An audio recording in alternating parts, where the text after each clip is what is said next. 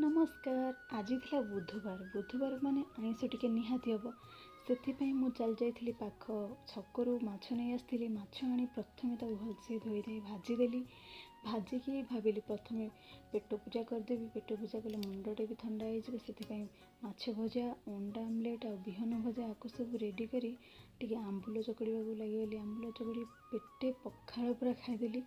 खाई सारा पर टिके रेस्ट करी चली रोषे करने को। रोषे माछ तरकारी करी कांकणर गोटे भजा करी किंतु सेटा मु सुट कर पारनी कारण गुडुल बहुत हैरान करता। मो मोबाइलटा दे देथिली देखिबापई। 4टा बेले आम माँ पुओ टे तौक जाइलु खेलवाई। ये गोटे कुकुर अच्छी ता ना मुकुप मो पुओ ताको नली दौला बट से खाइलानी पलैगला। तापरे संध्यारे आज एयर फ्रायर टे केक बनई। आपण मानक जदि मो ब्लॉगटा भल लगुच प्लीज़ लाइक करेंगे, मो चैनल को सब्सक्राइब करेंगे। रोचे धन्यवाद।